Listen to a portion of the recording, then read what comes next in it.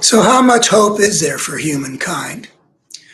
I've been going around the last few years saying my gut feeling is that it's a toss up whether humankind will survive for the long haul or whether we'll destroy ourselves. My, my way on such things is always to look for what's the best possible scenario and do everything I can to move things along those lines. But I spent a while last night in the middle of the night looking at things and uh, looking at what we got to overcome to get a good scenario. You look around and, well, there's a, uh, a big power run by a single sociopathic fascistic leader has invaded a small country and brandished his nukes to keep other powers away.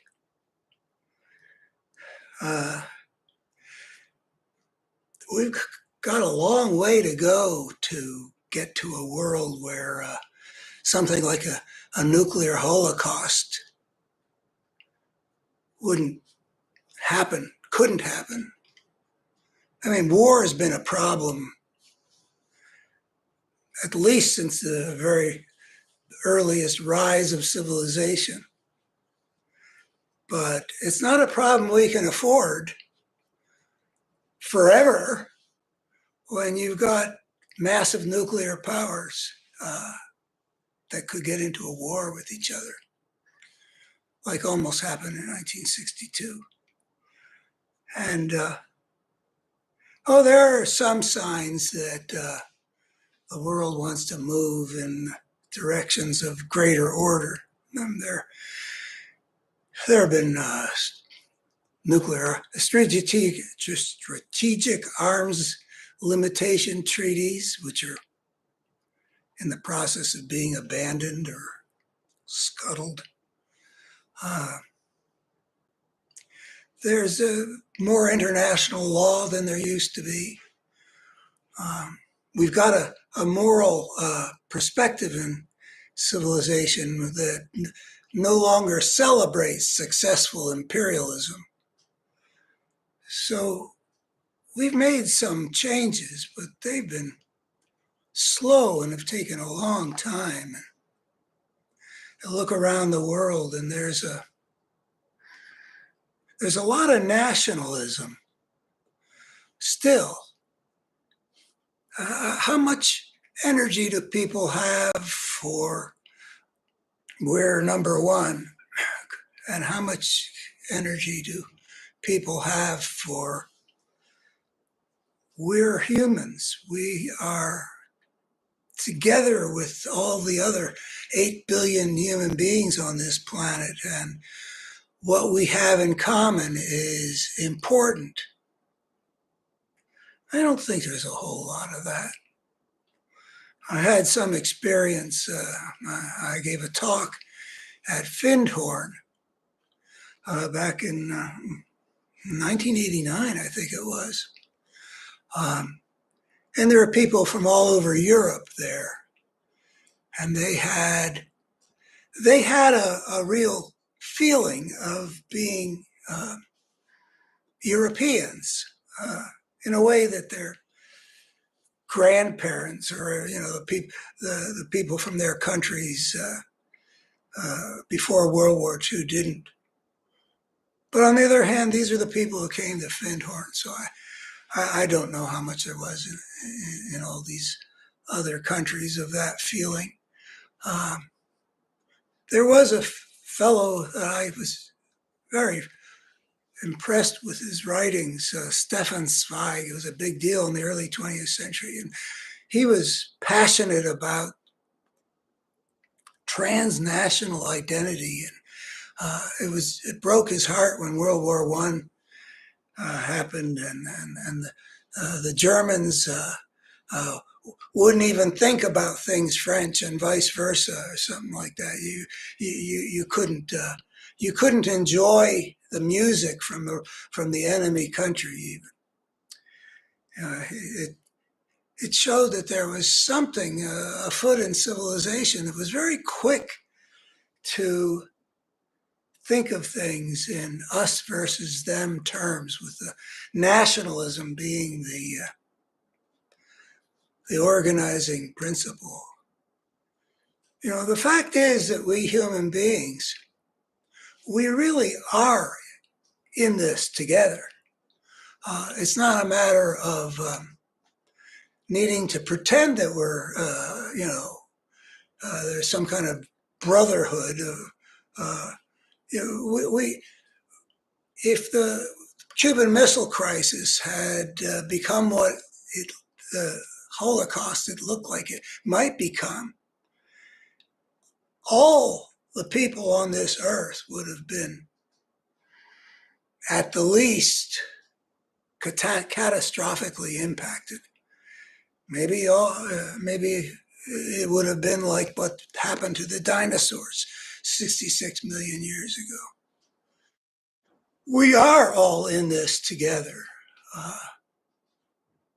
so how do we change the way people are thinking so that there's a proper balance between how much people are thinking of themselves, like at the Olympics, as our national anthem is going to be played if our person wins this event. But the Olympic spirit is, in some ways,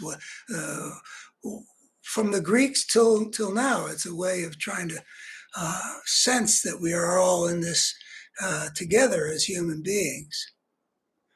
Maybe we should do a different job in telecasting the Olympics so that the runner from Kenya would be our brother as it's presented. I don't know. It seems like it's hard to get rid of the us versus them dynamic, and I'm very much subject to it. I know that when I tune in on a football game, I'm looking for who do I want to have win. I'm not content to think of that game as, just everybody to be admired like dancers on a stage. Though I get into some of that, but I've noticed that if I have trouble picking who I'm for, who I want to have make the first down, who I want to have stop the runner before he gets to the line of game, and that's way deep in me. I grew up with that kind of thing, rooting for, my dad was a professor at Michigan State when I was a boy. And there was nothing more intense for me than going with my dad to the Michigan State football games. And this was at a time when Michigan State had the best college football team in the country. It won 28 in a row, I think 1951 to 53.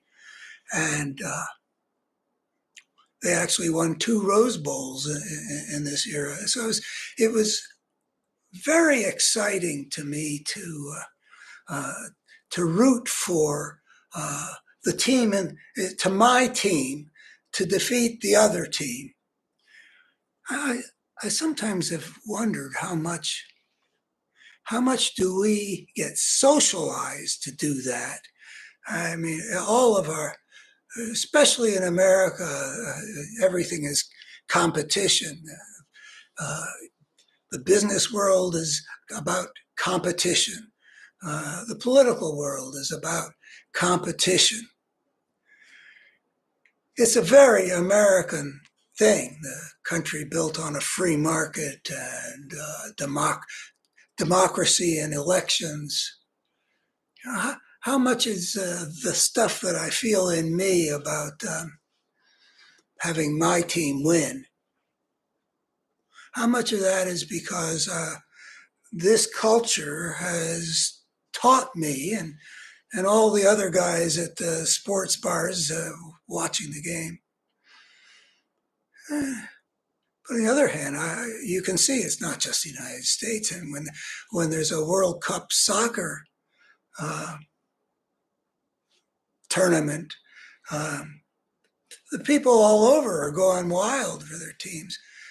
My wife and I happened to be in Rome in, what year was that? 2004. And, walking around at night and listening to the TVs that everybody was watching about their team competing against one of the other European powers.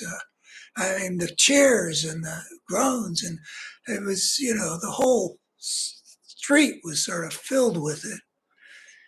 So it's not just the United States. Uh, is it? Is it a part of who we are as human beings?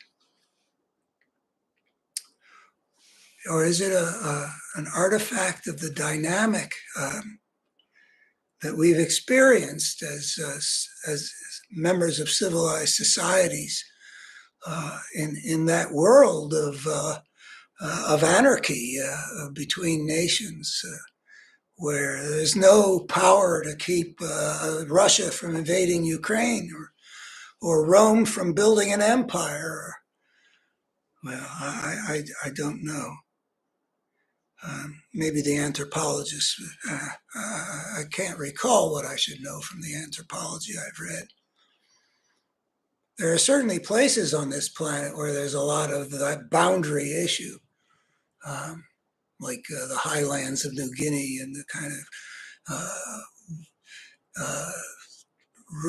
semi-ritualized conflict between groups that live within a confined area. But even that situation was not necessarily the situation in which human nature was formed. Hunting-gathering societies spread across the whole planet before we became anything more advanced than hunting-gathering societies living basically continue. Anyway, I don't know what's human nature and what has to be overcome. But we do need to, if human civilization is going to survive, we got to feed more sense of we're all in this together. More sense of the brotherhood of man, as the sexist former language used to have it. Is that going against the grain? I really would like to know. I used to have more sense of the brotherhood of man than I do now. Back when I was first seeing the nature of the challenge that we face as a species back in the very late 60s and early 70s, I was more open to the insight that the way I am and the way my culture is just one of the ways that we human beings have it in us to be, that each culture shapes people in different ways, and they're all expressions of who we really are. That each culture has its limitations. And I used to listen to music from Bali and drum music from Africa.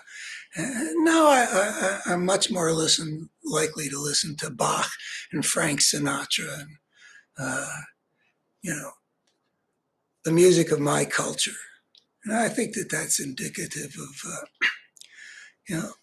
I just didn't stay that open. But the truth is, we are all in this together. Uh, our humankind is something that, our human nature is something that we need to make more profound contact with as part of the process of saving human civilization. That we are more than we get formed to be. That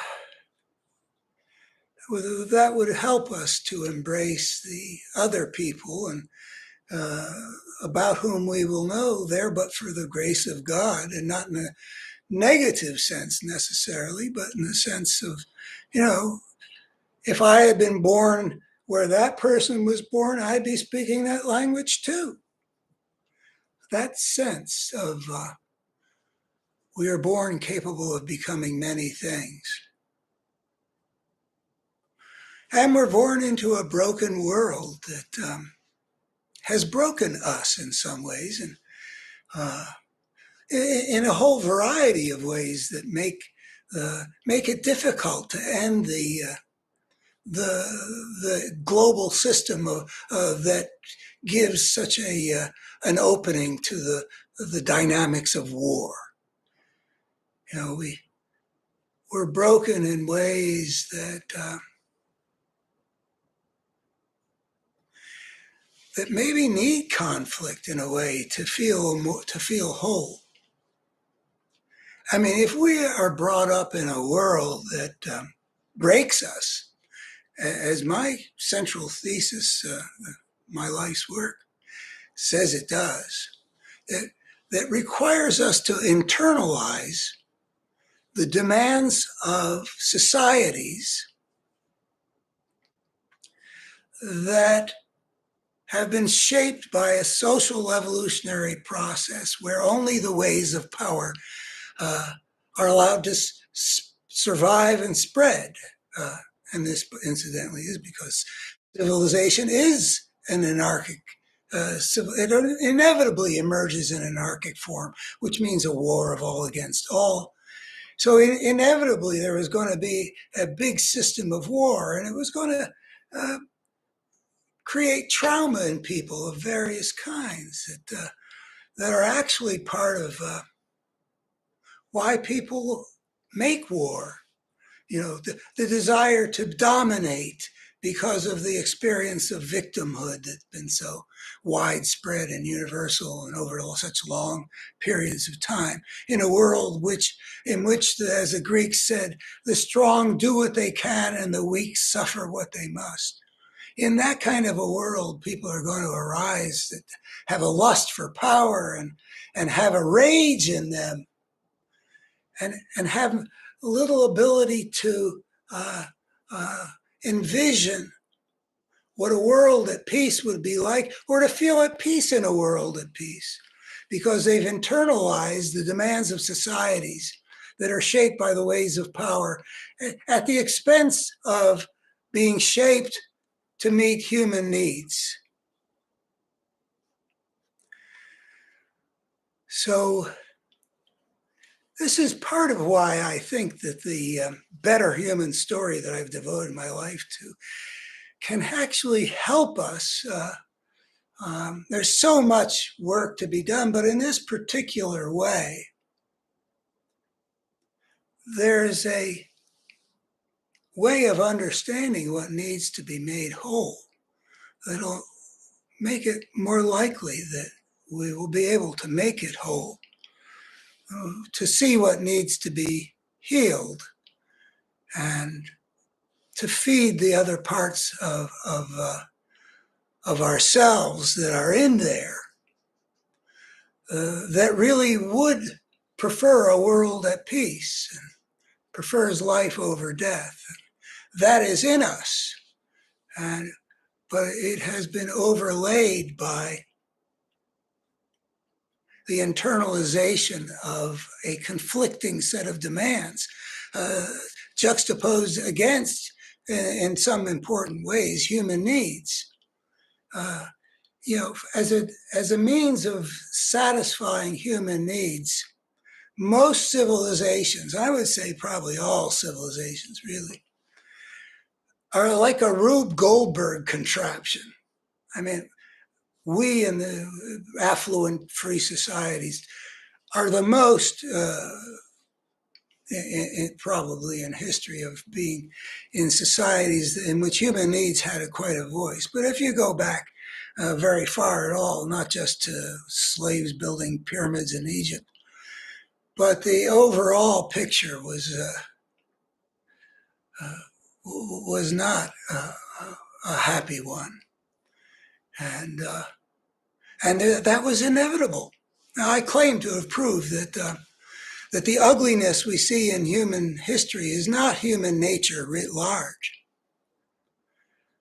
We are broken in a variety of ways, but it was inevitable that the creature would be broken because I claim to prove, and go please see my proofs at abetterhumanstory.org. I claim to prove that the ugliness we see in human nature is not, in human history, is not human nature writ large. It does not reflect who and what we are.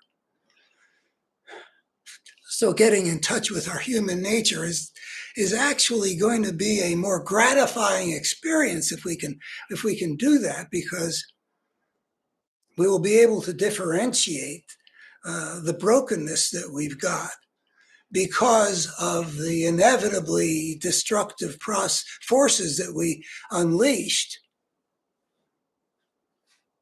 That we'll see. I don't know how good our human nature is. I don't like a lot of what I see around us. But I can prove that it's at least in meaningful ways better than what we have thought, because I can show that for any creature anywhere in the cosmos, on any planet that embarks on the path of civilization, it inevitably will plunge into a systemic dynamic, an evolutionary process in which there is selection for certain kinds of things that are selected for by the system and not because of the nature of the creatures in it. We can be sure that we have within us a nature that was formed under different circumstances, where our experiential tendencies were life-serving. And they had to be life-serving, or they wouldn't have been inscribed as inborn experiential tendencies. Now, with us human beings, there's a certain vagueness to the experiential tendencies. We aren't. We have a proclivity to learn language. It just really seems deeply installed. Even in the womb, we start apparently learning some things having to do with what will be our mother tongue. So learning language, but what language we'll learn, culture completes that, and that's emblematic of the whole thing. But we got plenty. It's not a blank slate. It's actually the source of the second component of what I'm calling my main component of my Better Human story. The first part's got to do with the inevitable social evolutionary force that makes it inevitable that the spirit of the gangster, as I call it, is going to play a disproportionate role in shaping our civilization. And from that, please do go. I do bring this off. I promise you. From that, I derive some other things that need to be integrated into the secular worldview.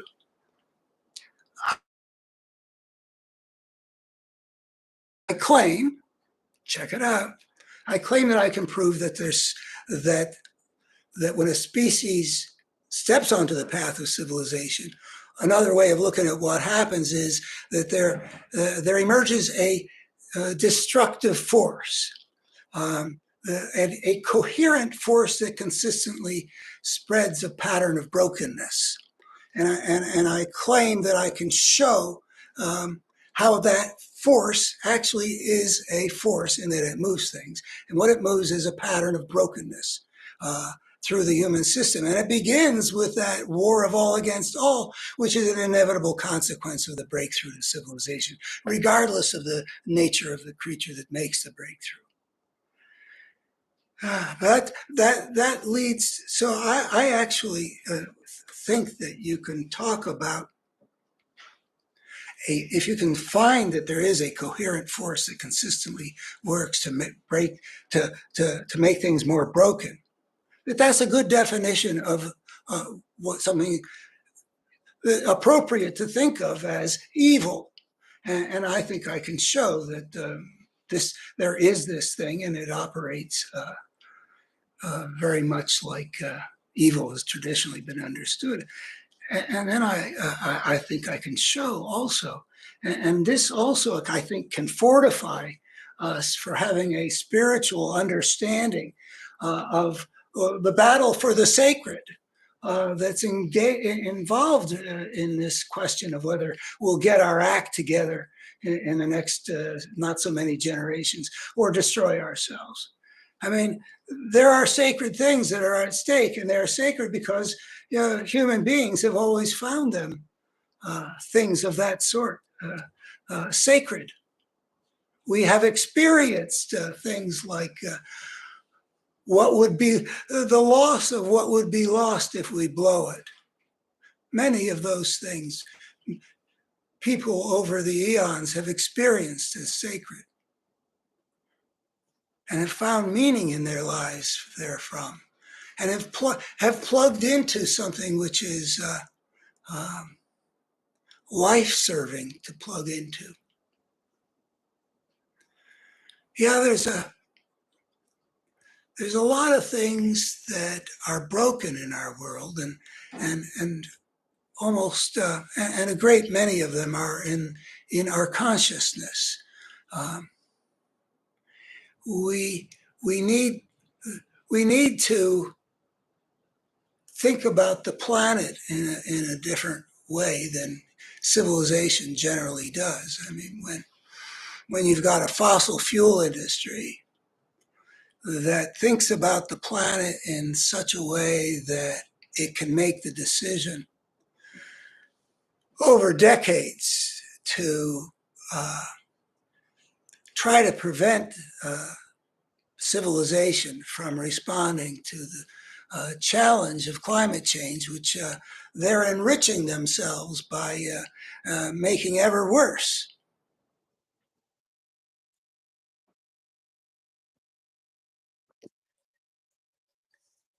We need to have a different way in our civilization of thinking about the planet than could allow something like that. And I'm also thinking about the brokenness that we can see in the rise of fascism around the world, which is quite frightening and to me somewhat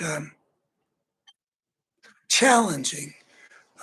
Something very deep is going on to lead to something like that, and and I'm not clear on exactly what it is, but one component of it I've recently thought about that has to do again with our problem of broken human consciousness. I've been thinking about the way that people in the fascist movements have shown a unwillingness, inability, discomfort, uh, not being at ease in a free society. That that seems to me to be a major clue about one of the problems in the consciousness of our civilization. It seems that not only are there a lot of people who I think more than before, and that raises some questions about why are things moving in this direction. But more people, I think, than before have a need for a world in which things that are different from themselves are made war on. That there's a discomfort with that which is different, and a desire to enforce one's view on everybody. A somewhat sadistic impulse to make people weaker than themselves suffer. And always the big lie in one way or another.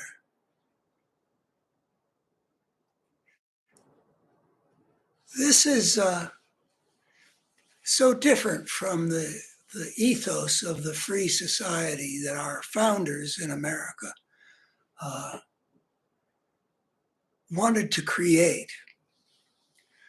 They wanted to create a world in which there would be a human flowering would be possible, because not just of the way that power would be wielded from the will of the people, making government their instrument, but also in the openness of society, the free society, in which each person is free to develop into who they are or who they want to be. Freedom of movement, freedom of occupation, but also free speech and free press. You can read what you want, you can believe what you want. But the fascists evidently are not at home in such a world. They want the books banned. And they don't want teachers in classrooms to be speaking the truth about the world that the children are growing up in and its history. They are at war with difference, with individuality. In other words, there's been a failure in the consciousness of those people to get onto the path where the freedom is the great blessing that well put together people find it to be. You get to be yourself. You don't have to cower and hold your tongue lest you be lined up against a wall and shot.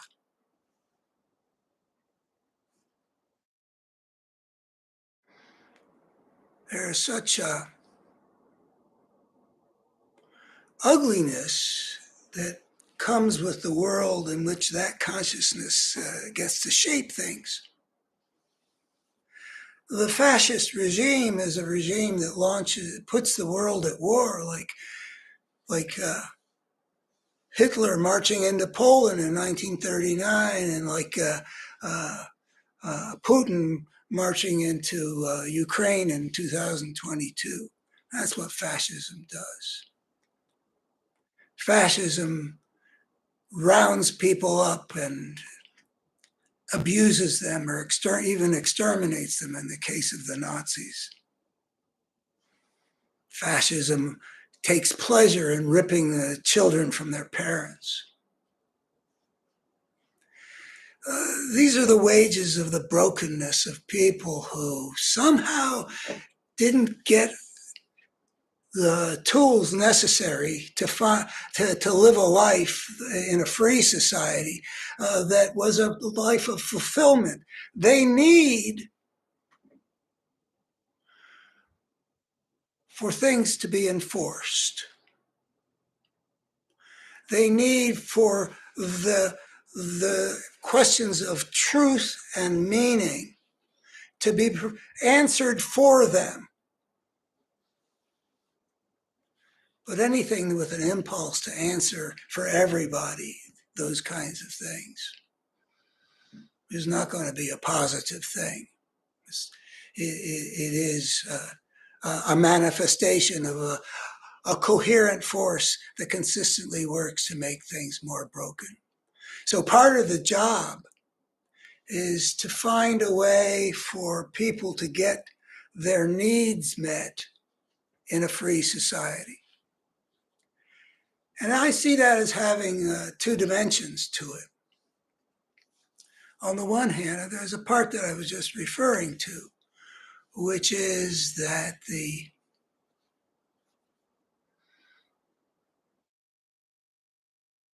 people in our society need to have something different shaping them so that they'll have more resources to build a fulfilling life in a free society. And that requires us to understand, well, just what's happened to them where they've been socialized. What was the family structure? And I think there are answers to that.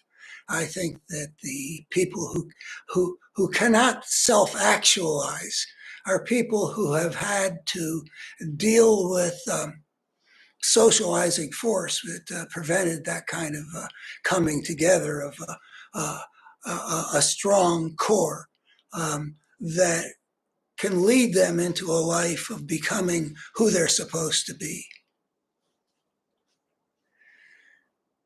But in addition to the family and the schools and the wider culture and the ways in which people are not helped to become whole, there's also the question of what needs to change in the wider culture. And I think that there's something about the society that the free society that we've created that has a kind of a spiritual vacuum in it. That the questions of meaning and value are not well enough supported by the force of the cultural consensus or consciousness or whatever. And that is not inconsistent with being a free society. I mean, values of honesty and integrity and kindness and caring and justice and truth and the American way. These are genuine values that we can celebrate as a society together. And part of what fascism supplies these often broken people is a sense of purpose, a sense of clarity about what they're for. I mean, there's a passion in the Trump world. There is a passion there which says that something is getting something is getting met that has to do with intense needs. And the people in the Nuremberg Square who are just in an ecstasy that you can see in the films of those Nazi rallies were getting some deep needs met. They were getting them met by an evil force. That's how brokenness wins in the end. But the wider society has the responsibility to help meet those needs with something good. And I think that our society has fallen down on this. We've got our national values are not taught with anything but like even a fraction of the values that are taught by commercial society. The tens of thousands of hours of exposure to advertisements that try to tell people that the path to fulfillment lies in something that could be bought and sold. A legitimate kind of message for people to put out that by people who have something to buy and sell, but not the voice you'd want to have be dominant in your society. And then you've got the institutions of the press. I saw fascism rising during the first Bush administration and then on into the Obama years. And our press was missing one of the several big stories in American history, I maintain. There is something really dark rising in America, the likes of which we have not seen before, I was saying. And we had a press that was covering events in a way which didn't highlight that something dark was gaining in power in America. And even now, I don't feel confident that in the coming election, that the press is going to help the American people see the absolutely vital thing that is at stake in the battle between Donald Trump and Joe Biden. It is really the battle between fascism and democracy. And that, by the way, is really well understood as basically one of the battlegrounds in the overall battle in the dynamics of civilization. It looks a lot like the battle between good and evil. And then there are the politicians. There are the politicians whose job it is to help Americans understand that our values really represent something sacred. It is the job of our leaders, in part, to inspire us to love and to be ready to defend a free society, because it manifests what's good in contrast to what's evil. One of the ways that I've seen that contrast that I don't know, I mean, it must be written about in various places because it's kind of obvious, but I came upon it on my own, which is that I looked at the Bill of Rights and I saw that it was like a projection of like the negative of an evil world. You look at these things that they're saying that are the rights of people and are the limits to what those in power may do. It represents a picture in reverse of the world that they are trying to escape from. When they say that no one can be compelled to testify against himself, that's the preface to what became the Miranda rights a century and a half later, or whatever, more than that. You have the right to remain silent. You have a right to an attorney, though It wasn't until Gideon versus Wainwright in the early 60s that meant that one would be provided for you. All these things are a projection of not going to be like the world we have seen, in which people have been tortured on the rack, where the powers that be can throw people into dungeons without so much as a habeas corpus. I mean, there are nightmares back there. There are nightmares that tend to be recapitulated when fascism comes into power.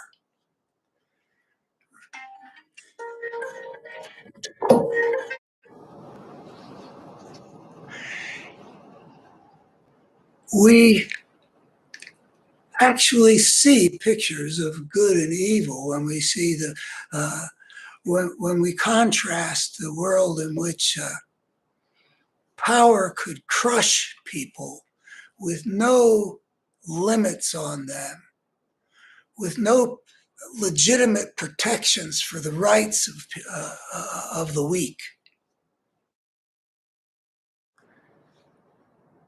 You know, when people experience the upcoming election, which is basically a battle between fascism and democracy, as was 2020, but now it's even clearer.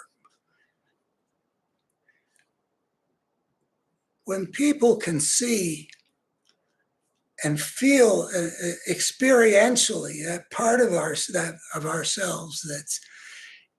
that naturally prefers a world at peace, and a world at kindness, and a world that's got justice deep within us, all those things that people have experienced as sacred, to feel that attachment, we can work on reaching that part of human nature and enlist it in the battle to protect the good against the evil. The picture of the dungeon versus the picture where individuals get to live their life knowing that the king's men cannot just break down that drawer without persuading a judge to issue a warrant, because justice justifies the search. It's a beautiful document. It shows so much understanding of how the battle between good and evil gets fought in the world of power. And the politicians and the press, and maybe we citizens talking one to the other in the almost a year between now and when the American people are going to make a choice between democracy and fascism. We need to fortify the forces of wholeness here, the forces of wholeness that were expressed in the American Constitution and the Bill of Rights, and get people to see that this is, in fact, the heart of the battle, political battle of this moment, and to feel that the sacred is at stake. That feeling is something that's very deep in people, and we can see it. We can see it in the mythic powers of some of our collective fantasies. The battle between good and evil is exemplified in the first Star Wars trilogy. Obi-Wan versus the Death Star. The battle between good and evil is at the core of the Lord of the Rings trilogy, with the band of the good seeking to save the world from the ugly, monstrous force of I'm not real conversant with the names. Sorry. Sauron? And then one of the places where it was most moving to me at the level of the sacred was Avatar. Not Avalon, cutting the turkey without the brother. No, Avatar, with this beautiful world that's so alive, uh, uh, so filled with the life values, um, and then the evil that comes and destroys the magnificent tree on which life had built such a such a thing. Well, American audiences respond to such a battle. Those movies all stirred the passions of American audiences, blockbusters. And those are really metaphors very much for actually what the battle is between Trump and Biden, and more generally between the today's Republican Party and the Democratic Party. The Republican Party is also the party of climate science deniers, of obstructors, as well as the fascism.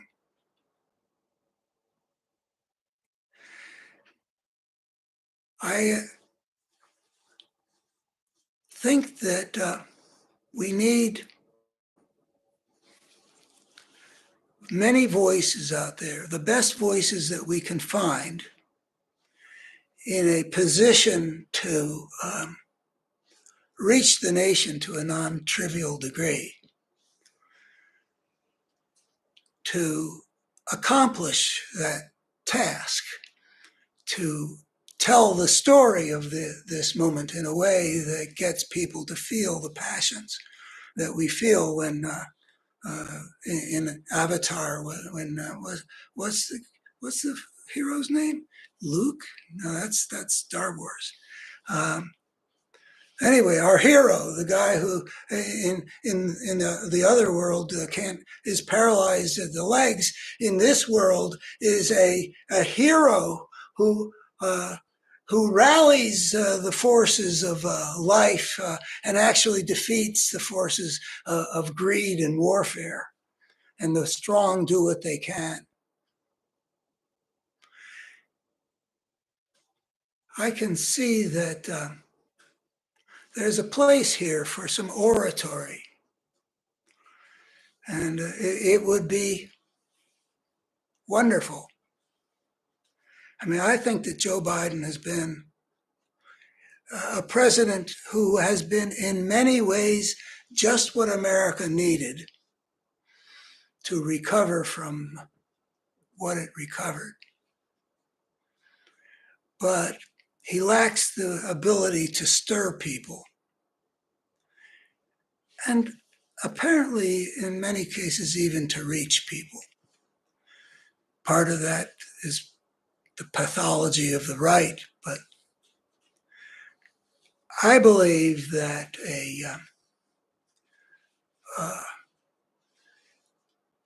Winston Churchill would have been able to parlay Biden's situation into one where he was a more powerful voice of that enlisted the passions of his supporters. But that is not where his gifts lie. He seems to be a rather good decision maker and good delegator, and the overall performance of his administration has been, I'd say, exceptional. But he's not the right person to reach and inspire the American people to save democracy. other voices are going to need to say. A free society is something sacred and worth saving. And what that requires right now is that the American people vote for Joe Biden, because the alternative means losing it.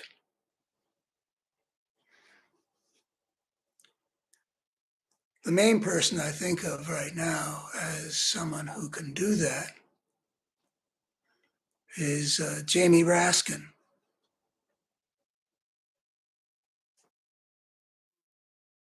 Deeply steeped in the American system of government, and his knowledge of it as an outstanding professor of constitutional law that he was before he went into politics is combined with a deep moral commitment to it. It's not just a set of laws. It is a moral order that he believes in deeply. I know that he's very articulate, and I know that the moral passion comes through. I would like to see how much he may have of the ability to make the speech a form of music, um, like Churchill did. You know, never in the history of the British Empire have so many owed so much to so few.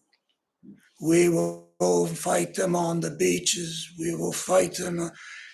There's a music there that enters into oratory when people are to be moved in their passions. Only some people can do that. And it's one of the art forms I really love, and don't know who among Americans now fully have that. There have been a few, and I think they should rise to this occasion to put some music into their voice, and in the coming campaign, speak to the American people in the way that will evoke in them a connection with that part of our deep nature, that part of our experiential tendencies that responds to the picture of the world as it should be, where people thrive rather than suffer in misery in dungeons or under the boot of the tyrant, or cowering like a Holocaust survivor friend of mine had to in Poland for several years, hidden in a tiny room so that the Nazis wouldn't drag him away and hang the family that was protecting him. Good versus evil is not hard to find here. Let's get the people who can speak ways that move people out there on the stage in the hustings, talking to the American people about the battle between good and evil that the campaign of 2024 pretty fully embodies. That victory will be a big blow on behalf of humankind becoming something that can survive for the long haul, because we've tapped into the life-serving forces that are in our nature that cause us to find good things sacred and to be motivated to make good things happen. Our nature is better than we thought. That knowing that in itself should fortify us. Thank you.